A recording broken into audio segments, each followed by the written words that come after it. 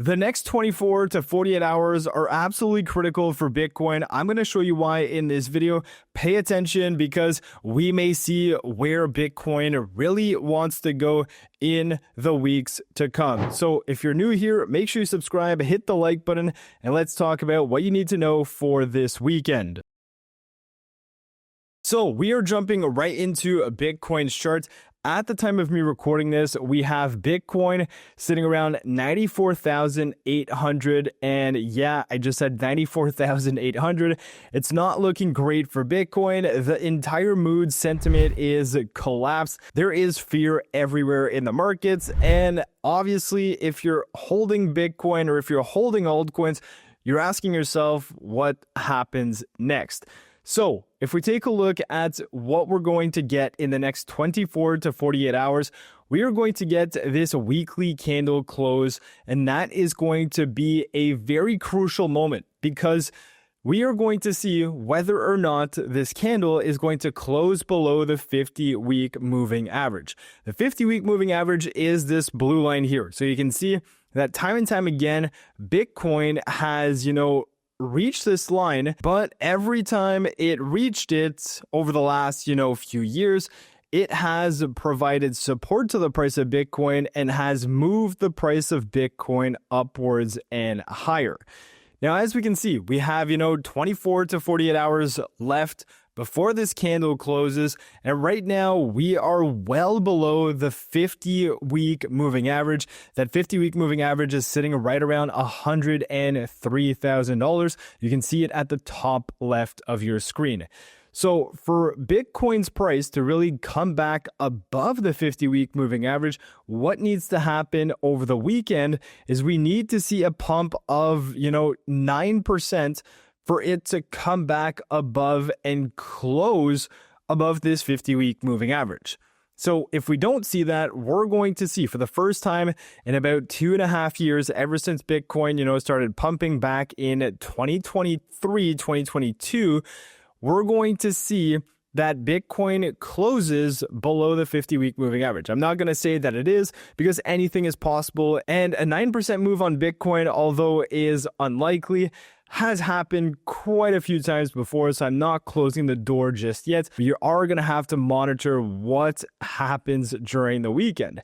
Now, the other thing I wanted to look at is the drawdown that we've seen over these last few times that Bitcoin has gone below the 50-week moving average. So if we take a look at currently, as we said, we are down, roughly to a maximum of 9% below the 50-week moving average on Bitcoin over the last week. If we take a look at what happened in April, we all remember that, Trump tariff, everything was bad. But if you look at the dip on the 50-week moving average back then, we actually had, a drawdown of roughly 3.1%.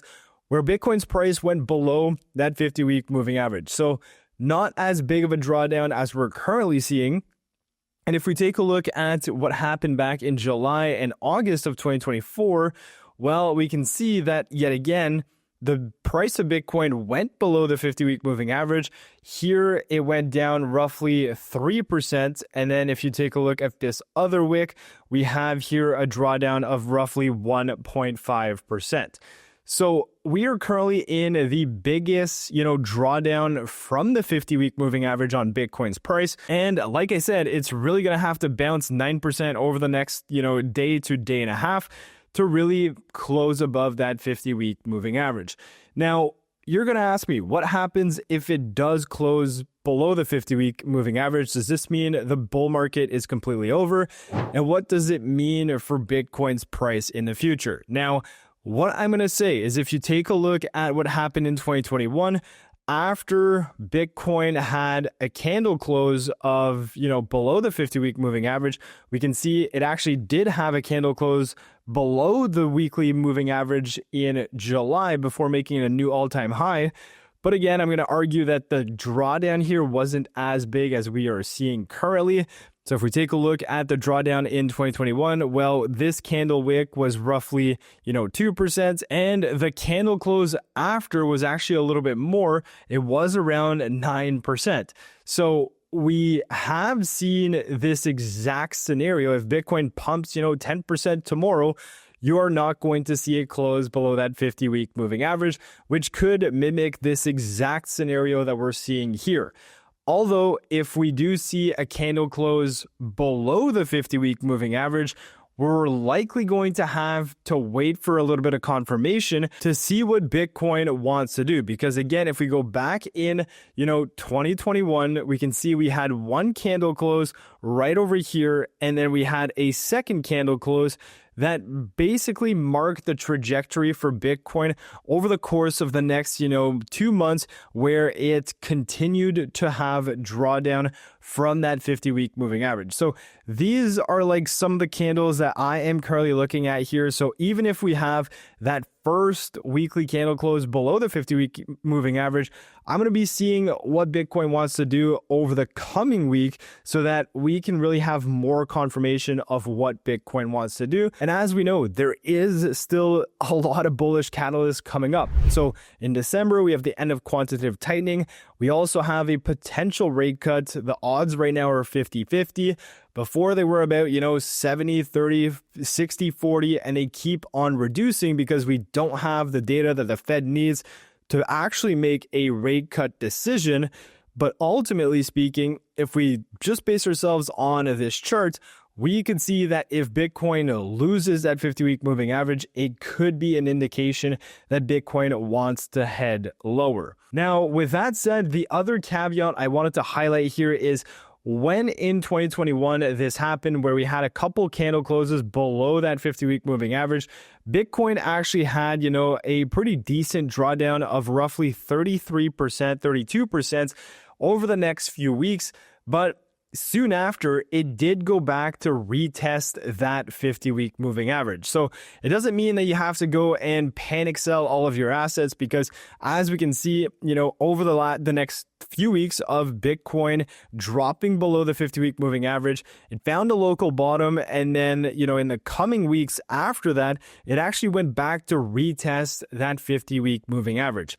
So this whole time here of, roughly the first candle close below the 50-week moving average all the way to the retest of the moving average, it took about 3 months. So again, we are now in November. Hypothetically speaking, 3 months from now puts us into, let's say, February. We know that we were going to have better liquidity conditions in, December, January, February. So again, this is a narrative that could play out if we see the weekly candle close below that 50-week moving average for 2 consecutive weeks. Now, if you look at Bitcoin dominance is going down. But the thing with Bitcoin dominance is that even though it's going down, altcoins aren't showing a whole lot of strength compared to Bitcoin. This basically just means that, the entire market is hurting. You guys are absolutely seeing it as well, but it does also show a little bit more strength for altcoins versus Bitcoin. Now, Bitcoin dominance is at 59.3% right now.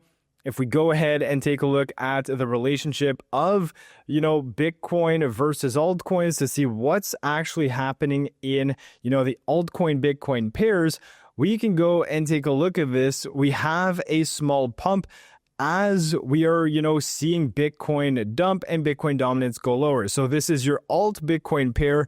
It is, rallying as alts are slightly outperforming Bitcoin. We know that quantitative tightening is ending on December 1st. So that is something else to look at. But ultimately speaking, what we really want to see for our alts to do well is Bitcoin going higher, Ethereum going higher, and then alts are going to follow suit. Because if I pull the Bitcoin dominance cycle chart up, well, what we are currently having is Bitcoin dominance going down.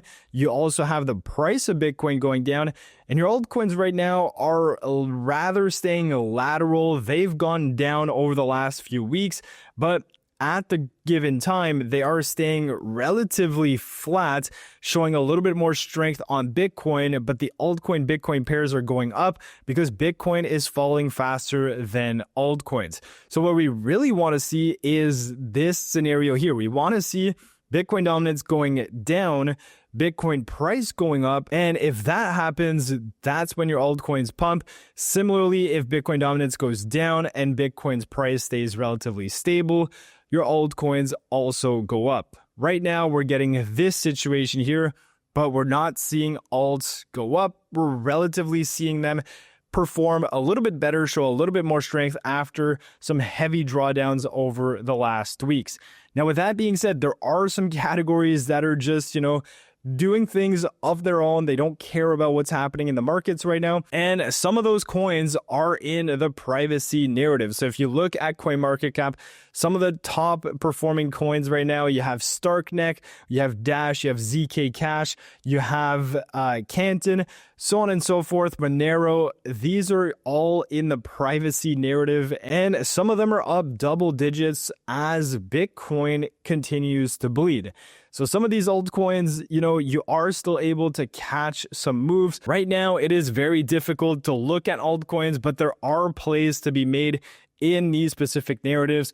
And just looking at ZK Cash and, other privacy coins, they perform better when the market actually goes down. So if you look at some of these privacy coins, again, you have all of them in the list on CoinMarketCap. You can look at them on CoinGecko as well.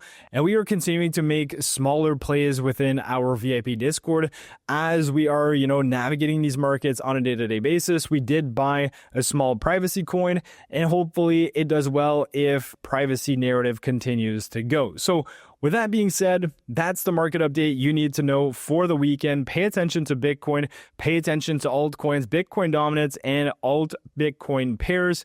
And with that being said, I hope you guys are staying strong in this market. We're soon going to find out where the market wants to head. And with that being said, if you are new to the channel, make sure you subscribe, hit the like button. We're going to get through this one way or another, and I'll catch you guys in my next video. Peace.